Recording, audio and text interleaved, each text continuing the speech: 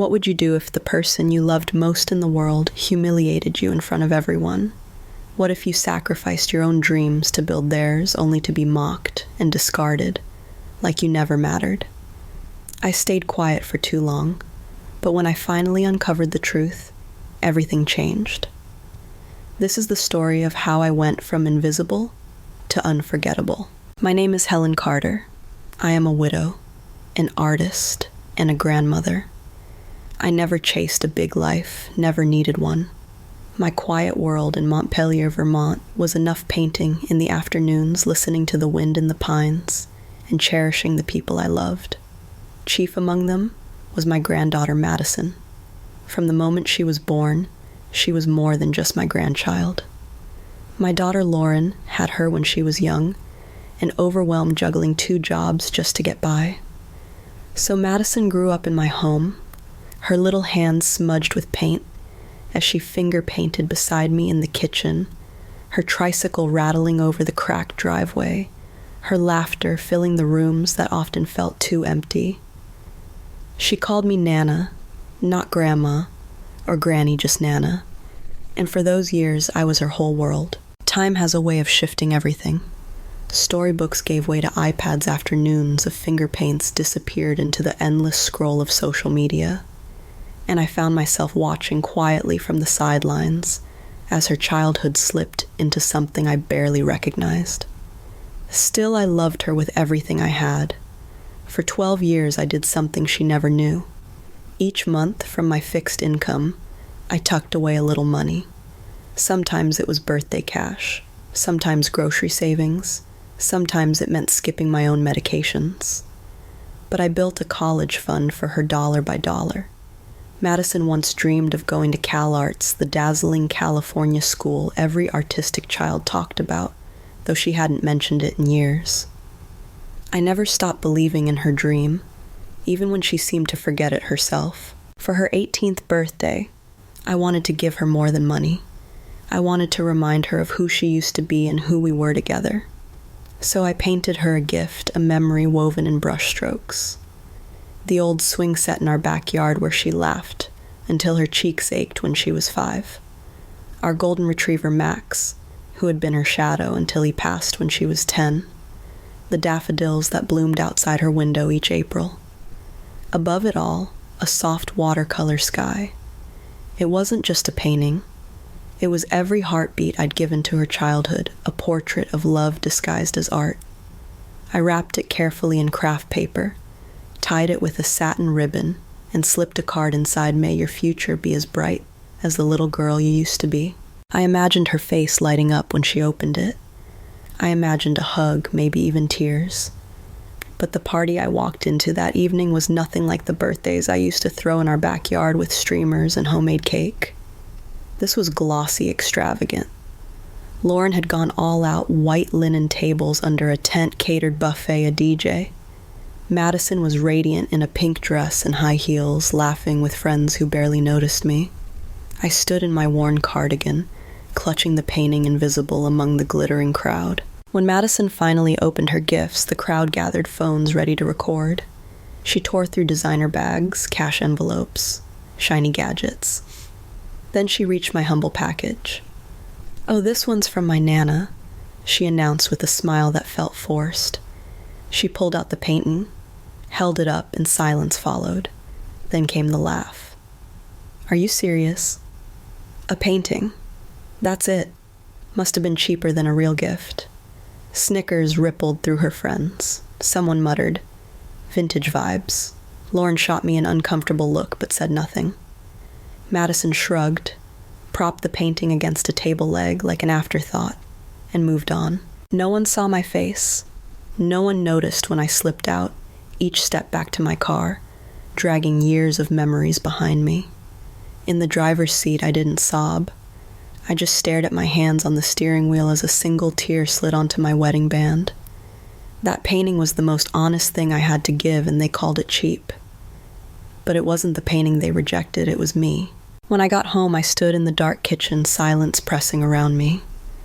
I thought of every birthday cake baked alone, every bill sacrificed so she could have ballet shoes or art supplies, every whispered prayer, that she'd have the life she deserved. My eyes fell to the drawer in the hallway where the folder labeled College Fund Madison sat fat with receipts and printouts. 12 years of sacrifice. With trembling hands, I opened my computer, logged into the savings account, and stared at the balance. I knew what each dollar had cost me, and for the first time, I clicked transfer not to Madison, but to myself. The progress bar crawled as if daring me to change my mind, but I didn't. Transfer complete. The money was mine now. Not hers, not Lauren's. Mine. For once I chose me. That night I made tea, real tea with honey, and sipped it slowly at the same kitchen table where Madison once sat cross-legged asking me which colors to use in her drawings. I wasn't angry. I wasn't even proud. I was just done. The next morning, the sun filtered through lace curtains and painted golden patches on my kitchen floor. For the first time in years, I didn't feel the usual knot in my chest. I brewed strong coffee-buttered toast and ate without rushing.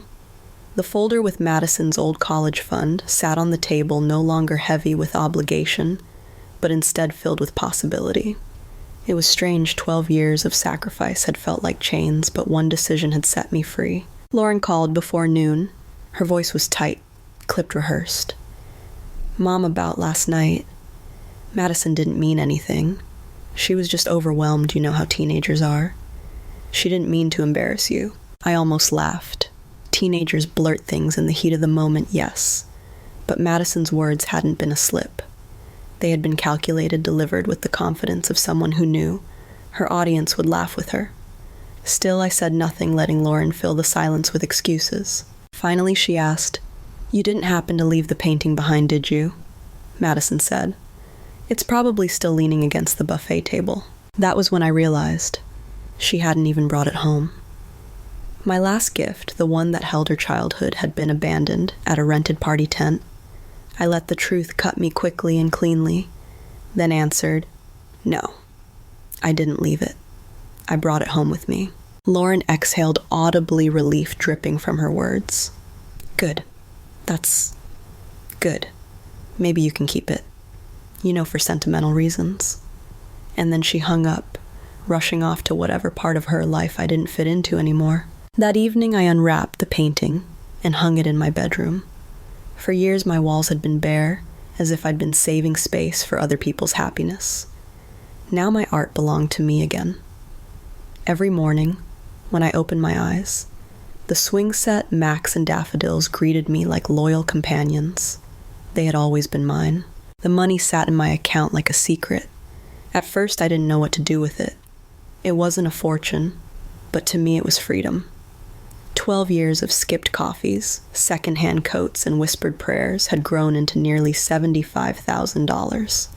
Enough to matter, enough to change my life. So I made a list not of chores or errands, but of dreams. At the top, Italy. I had always wanted to see Florence, to stand beneath the Duomo, and walk the cobblestone streets where Renaissance painters once lived. Tom and I had promised we'd go one day, but life and bills had kept us home. Now with him gone and Madison lost to me, there was nothing holding me back. I booked a ticket. A single seat one way for now, because I didn't want to feel rushed. My heart thumped as I hit confirm. It wasn't rebellion, it was reclamation. When Madison called me 2 weeks later, her voice was casual, almost careless. "Nana, did you do something with my college money? Mom says the account's empty." I pictured her scrolling through her phone as she spoke, only half listening to her own words. The urge to explain myself, to justify, burned briefly before flickering out. I steadied my voice. Yes, I did something with it. I decided to use it myself. A beat of silence, then disbelief. "Wait, you spent my college fund, Nana. You can't do that. That money was for me." Her entitlement was sharp, almost metallic. I swallowed hard, not to keep from crying, but to keep from shouting. "Madison, that money wasn't yours. It was mine. I saved it. I built it. I sacrificed for it. You didn't even know it existed until now. I gave you 12 years of love and effort, and I asked for nothing back. but last month you made it very clear what that was worth to you." Her voice cracked, but not with regret, only outrage. "So you're punishing me. You're ruining my future because of one bad night." I closed my eyes, letting her words wash over me.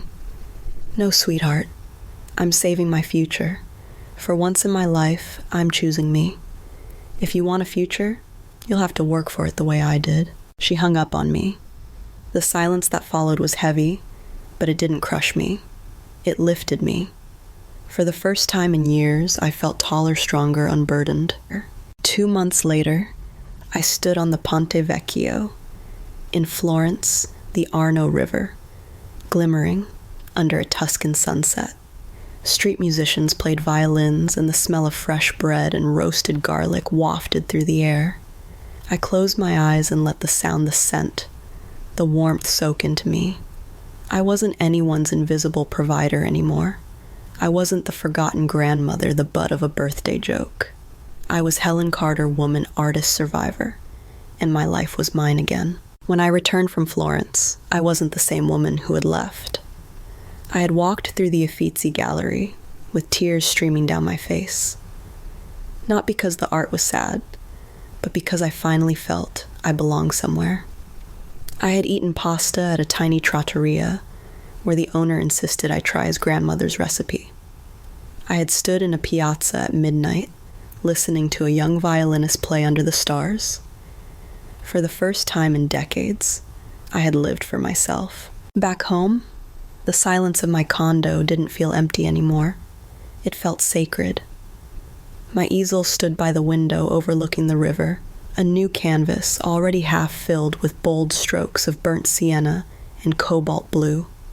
I painted every day not for approval, not for gifts, but for the joy of watching color and shape come alive under my hands. Word spread slowly in town that I was back. Friends who hadn't called in years started to invite me for coffee.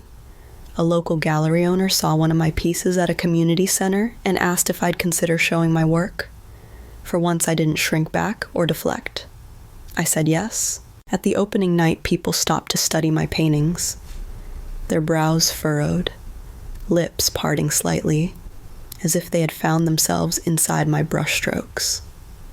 A young woman approached me, clutching the strap of her tote bag.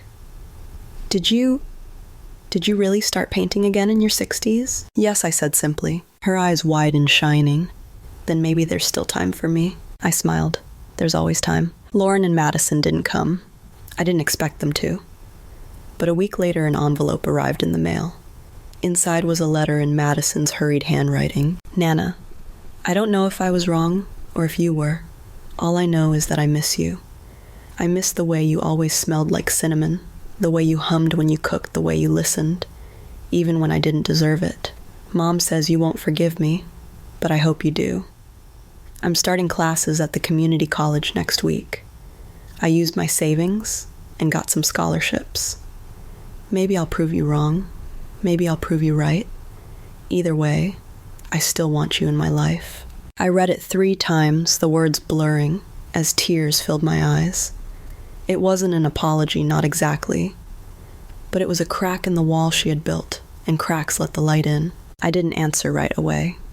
For once I allowed myself to wait to breathe, to decide what I truly wanted. Forgiveness was possible, but only on my terms, not as a return to being invisible, but as a continuation of being seen. That night, I stood by my bedroom wall, gazing at the old painting of the swing set.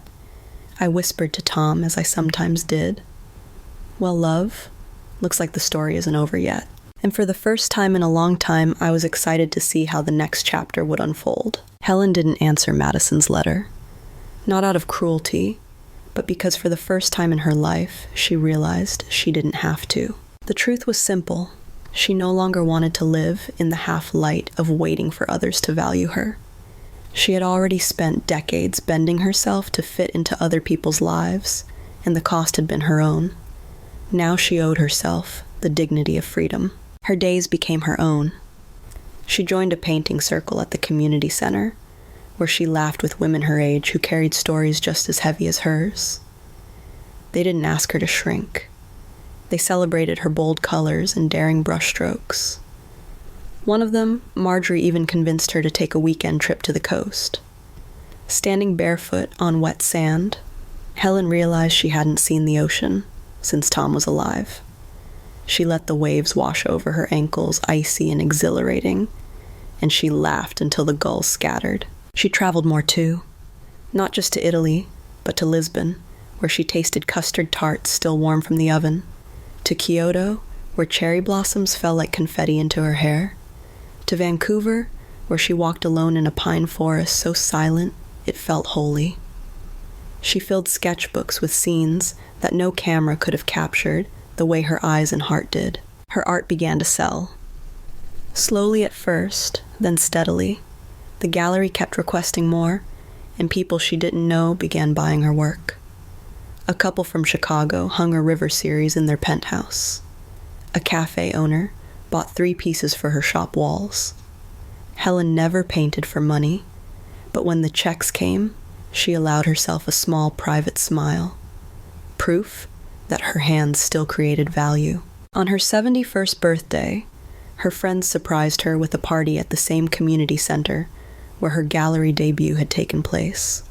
There were balloons, laughter, and a cake with candles that flickered against her lined but radiant face. For once, she wasn't a background figure at someone else's celebration. She was the reason people gathered, and she let herself bask in the warmth of it. Later that night, back in her condo, she sat by the window with a glass of red wine. The river shimmered under the moonlight, and her reflection in the glass didn't look like an old woman clinging to scraps of the past. It looked like a woman reborn. She thought of Madison sometimes, and of Lauren, but the thoughts no longer cut her. They were simply memories, pieces of her life, but not the whole. She wished them well quietly from afar, but she did not wait for them anymore. Her life was her own fully and unapologetically. And if there was one thing Helen knew for certain, it was this: she was no longer invisible. She was not just surviving, she was living. 1 year later, Helen sat at her easel, morning light pouring through the wide glass windows of her condo. Outside, the river flowed steady and calm, the same river she had once stared at in grief, wondering if life still held anything for her. Now it felt like a mirror of her own existence, always moving forward, carrying both what was lost and what was possible. Her latest canvas showed not sorrow, but renewal waves breaking under a golden horizon, brushstrokes, fierce and free.